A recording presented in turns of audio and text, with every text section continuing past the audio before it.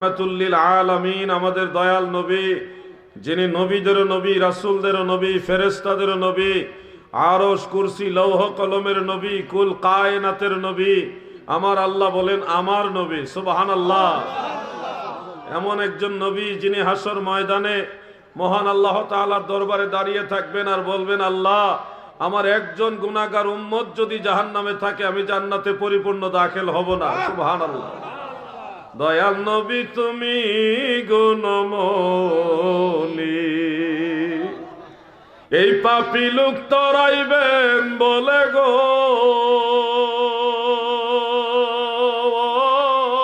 নবী, পাক কোরআনেতে শুনি গো নবী। দয়াল নবী তুমি গুণময়ী। এমন নবীর উম্মত হয়ে খুশি না বেজার? এজন্য শুকরিয়া তান আরেকবার বলুন আলহামদুলিল্লাহ। এটা একটা দরবার শরীফের মাহফিল, ওলি আল্লাহর দরবার, পীর মুর্শিদের দরবার।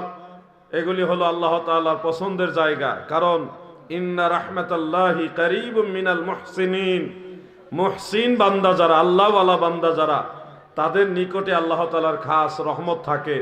তো মুহসিন বান্দা তাদেরকে বলা হয় যারা নামাজে আল্লাহ তাআলাকে দেখে দেখে নামাজ পড়ে, কিংবা আল্লাহ দেখতেছেন ওই ধ্যান নিয়ে নামাজ পড়ে। আনতা আবুদাল্লাহা কাআন্নাকা তারাহু ফাইন লাম তাকুন তারাহু ফাইন্নাহু ইয়ারাক।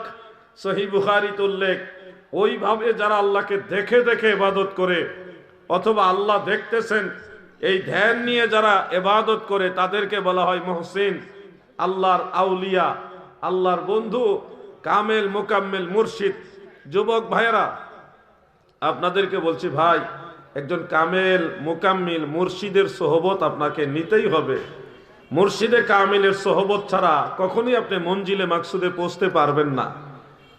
ইন্নাহু লা সাবিলুন ইলাল্লাহি তাআলা ইল্লা বিমুআল্লিম।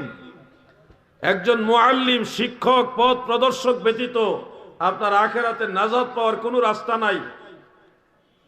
আর সেই মুর্শিদে কামিল যিনি হন, তিনি আপনাকে আমাকে আল্লাহর মারিফত শিক্ষা দিবেন। আল্লাহর মারিফত কোথায় থাকে? আসমানের উপরে, জমিনের উপরে, পাহাড়ে পর্বতে না। ওয়া আন্নাল মারিফাতা ফিলুল কলব, মারিফত হলো কলবের ক্রিয়া, এইখানে মারিফত থাকে। আমরা যে হাদিস শুনি, অনেকে বলেন কুলুবুল মুমিনিনা আরশুল্লাহ, মুমিন বান্দাদের কালব হলো আল্লাহর আরশ।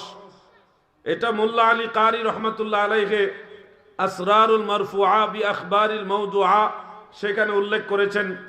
আরেকটা লফজেও রয়েছে আল বাইতু আল কালবু বাইতুর রাব্বি, কালব হলো আল্লাহর ঘর।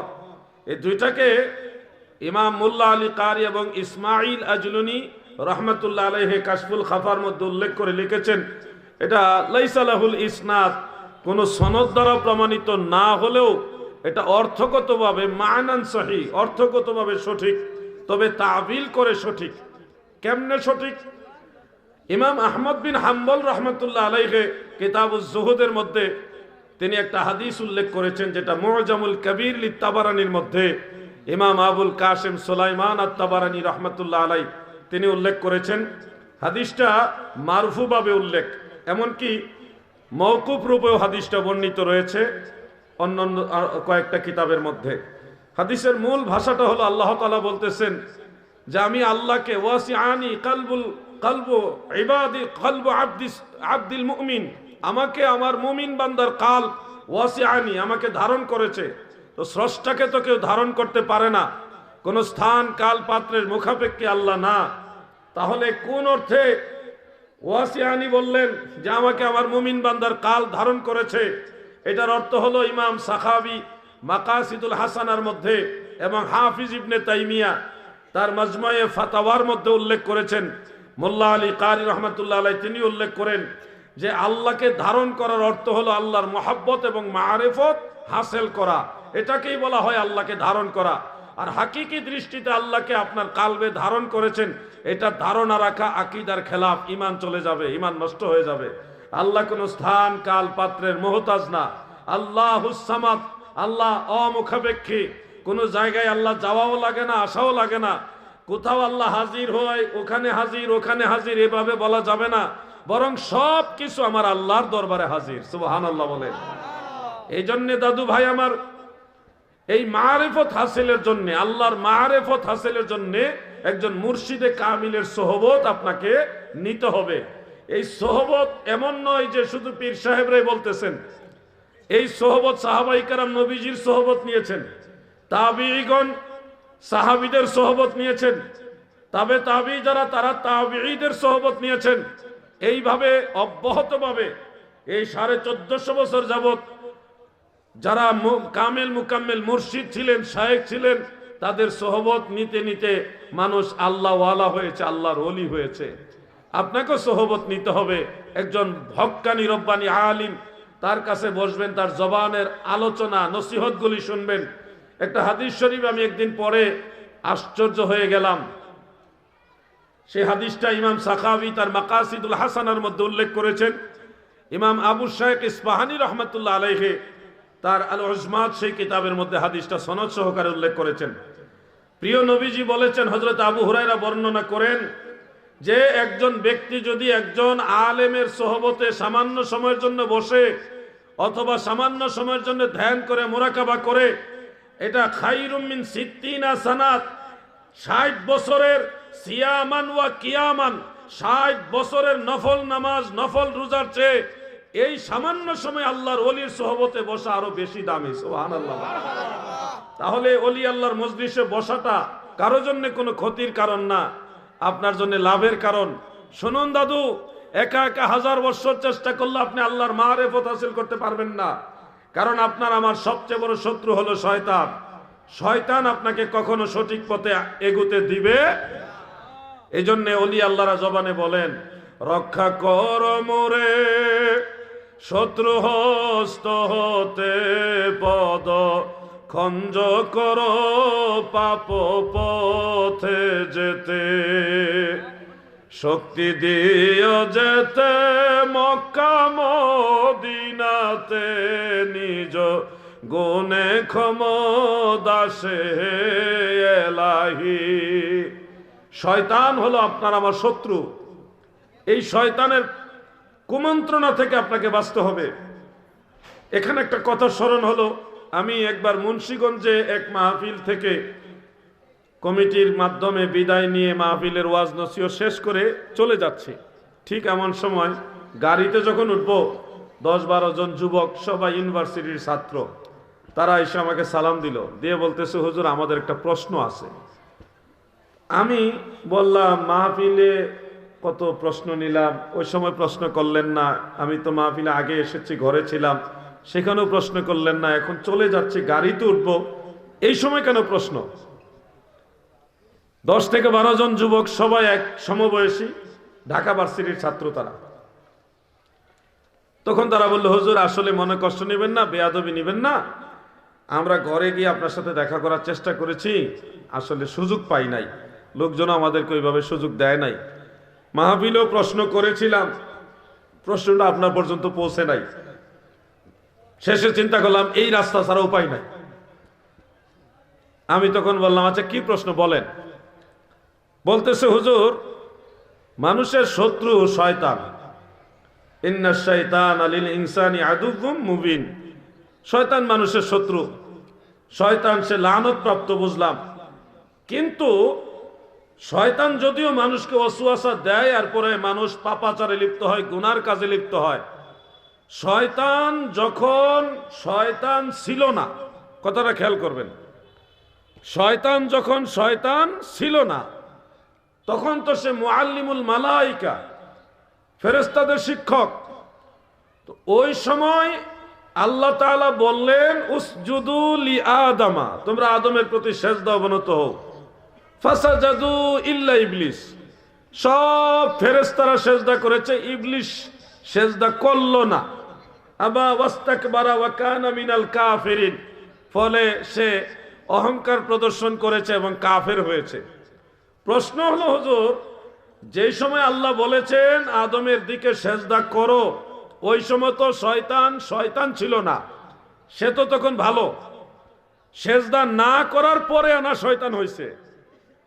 এখন শয়তান শয়তান হওয়ার পূর্বে তাকে কে বাধা দিয়েছে সেজদা দিতে, তারে কে ধোঁকা দিছে? ওই সময় তো শয়তান শয়তান ছিল না। তো শয়তান আমাদের ধোঁকা দেয়, আমরা গুনার কাজ করি। তো শয়তান যখন শয়তানই ছিল না, তখন শয়তানদের সেজদা দিতে বাধা দিছে কে? বুঝতে পারছেন বিষয়টা? ঢাকা ভার্সিটির বুল্লা ভাই, আমি তখন বললাম এটা একটা সাধারণ প্রশ্ন, এটার লাগে গাড়ির কাছে আসা লাগে? যুবকরা বলে কি বলেন, আমরা বহু আলেম জিজ্ঞাসা করছি, কেউ উত্তর দিতে পারে নাই। আপনি বলেন সাধারণ প্রশ্ন, আমি বললাম এটা কি, এটা কি প্রশ্ন হইলো? এটা সাধারণ বিষয়। আপনারা শয়তান বলতে একজনকেই জানেন, ইবলিশ, কিন্তু আমরা জানি শয়তান আরো আছে। সর্বমোট শয়তান হলো 5 প্রকার: মানুষ শয়তান, জিন শয়তান, খবিশ শয়তান, আরওয়াহ শয়তান, নফস শয়তান। একজন যুবক বলেই ফেললো যে হুজুর এগুলি কি কোরআনে আছে? আমি বললাম আছে মানে, কোরআনে 5 প্রকার নফসের কথা আছে। এর মধ্যে ইন্না নাফসা লাআম্মারাতা লিআন্না নাফসা আম্মারাতুন বিসুই, নফসে আম্মারার কথা কোরআনে সূরা ইউসুফের মধ্যে আছে। এবং এটার অভ্যাস হলো মানুষকে অধপতন করা, আত্মাকে কুলুষিত করা, খারাপ কাজের দিকে ধাবিত করা। এটা কিন্তু ইবলিশ না, এটা প্রত্যেকের শরীরের ভিতরে আছে, প্রত্যেকের ভিতরে আছে নফসে আম্মারা। হুজুর এটা কোরআনে আছে? আমি বললাম সূরা ইউসুফের মধ্যে আছে। এরপরে মানুষের ভিতরে শয়তান আছে, মানে মানুষের ভিতরে শয়তান মানে কুরিপু। প্রত্যেকটা মানুষের ভিতরে কুরিপু আছে, অহংকার করা, হ্যাঁ, রাগান্বিত হওয়া, রাগ গুসা, এগুলি কুরিপু। মানুষের ভিতরে কুরিপু আছে, এগুলি হলো মানুষের শয়তান, মানুষের ভিতরে শয়তান। কই হুজুর মানুষের ভিতরে শয়তান, এটা কি কোরআনে আছে? তাই বললাম এটা সূরা নাসের ভিতরে আছে। কুল আউযু বিরাব্বিন নাস মালিকিন নাস, পয়রা শেষে মিনাল জিন্নাতি ওয়ান নাস। জিনদের মধ্যে শয়তান আছে, মানুষের ভিতরে শয়তান আছে। কোথায় তো হুজুর, কথা তো মিল পাইতেছি। আমি বললাম যে ওই নফসে লাওয়ামা আরেকটা নফস আছে, এই নফস শয়তান, রুহ শয়তান, খবিশ শয়তান, আরওয়াহ শয়তান, এই ধরনের শয়তান আছে। শয়তান যখন শয়তান ছিল না, তখন শয়তানকে আল্লাহর হুকুম অমান্য করতে যে বাধা দিয়েছে সেটা হলো তার নফস শয়তান। তার ভিতরে অহংকার নামক একটা কুরিপু আছে, আবা ওয়াস্তাকবারা। সে অহংকার প্রদর্শন করার পরেই শয়তান হয়েছে, মালউন হয়েছে, লানত হয়েছে। তার মানে বোঝা যাচ্ছে আপনারাও যে এক শয়তান পড়ছেন আর বাকি শয়তান জানেন না, এই জন্য পেঁচটা লাগছে। হুজুর এত সহজে বুঝাই দিবেন 2 মিনিটের ভিতরে, কল্পনা করি নাই। আমি বললাম যে স্টাডি করতে হবে, শুধু জেনারেল লাইনে না, শুধু শরীয়তের আলেমদের কাছে না, এরকম পীর বুজুর্গ যারা হক্কানি রব্বানি আলেম আছে, কামেল মুকাম্মেল পীর মুর্শিদ আছে, তাদের কাছে যাইতে হবে, তাদের কাছে গিয়ে বসতে হবে, তাদের কথা শুনতে হবে। শরীয়তের আলেম যারা, মানে জাগতিক এলমে জাহেরের অধিকারী আলেম যারা, তারা কোরআন যতটা বুঝে এর চেয়ে গভীর ভাবার্থ নিয়ে, অনেক গভীর জ্ঞান নিয়ে কোরআন বুঝে হলো তরিকতের আলেমরা। এজন্য একজন আল্লাহর ওলি বলেন, আমার হুজুর কেবলা জান বলেন, এলমে বাতেন নাহি যারো হাসরে সে অন্ধর, এলমে বাতেন নাহি যারো হাসরে সে অন্ধর, এশকে নবী নাহি যারো দোজখেতে সেই তরয়। আল্লাহর ওলির দরবারে গেলে সবচেয়ে বেশি যে তাকিদ দেয় সেটা হলো নবীর মহব্বত। বলেন কার মহব্বত? নবীর মহব্বতের তাকিদ দেয় কেন জানেন? যেই লোকটা মন থেকে নবীজিকে ভালোবাসে সে কখনো পাপ কাজের দিকে যাবে না, সে অটোমেটিক কন্ট্রোল হয়ে যাবে, সে মানুষের ক্ষতি করবে না, মানুষের হক নষ্ট করবে না, কারণ সে মদিনাওয়ালাকে ভালোবাসে। নবীর সাথে যার সম্পর্ক, তার সাথে শয়তানের সম্পর্ক হয় না। নবীকে যে ভালোবাসে শয়তান তাকে গুমরাহ করতে পারে না। আরে নবীকে যে ভালোবাসে জাহান্নামের আগুনও তারও ভয় পায়। সুবহানাল্লাহ বলে। হাফেজ মুনজিরি রহমাতুল্লাহ আলাইহি আত-তারগীব ওয়াত তারহিবের মধ্যে উল্লেখ করেন, ইমাম মুসলিম রহমাতুল্লাহ আলাইহি রেফারেন্সে হাদিসটা উল্লেখ, যখন ফুলসেরাতের পুলের উপর দিয়ে মুমিন বান্দারা হেঁটে হেঁটে যাবে, আল্লাহওয়ালা নবী প্রেমিক উম্মতেরা হেঁটে হেঁটে যাবে, ফুলসেরাতের নিচে থাকবে জাহান্নামের আগুন। ঠিক ওই সময় জাহান্নাম বলবে, হে আল্লাহর মুমিন বান্দা, তুমি তাড়াতাড়ি পার হও, তুমি তাড়াতাড়ি পার হও। মুমিন বান্দা বলবে, আমাকে তাড়া দিচ্ছেন কেন? বলবে আপনার ভিতরে যে ইমানের নূর আছে, নূরে মুহাম্মাদি আছে, এটার পাওয়ার এত বেশি, আমি জাহান্নামের আগুন ওই পাওয়ার সহ্য করতে পারতেছি না। সুবহানাল্লাহ বলেন। তারে আগুনে পোড়ায় না, জমেও ধরে না, নবীর প্রেমিক যাহারা, তারে আগুনে পোড়ায় না, জমেও ধরে না, নবীর পাগল যাহারা। থাকে যদি সে গভীর সাগরে, নয়তো থাকুক আগুনে, থাকলে কি হয় তার কিসের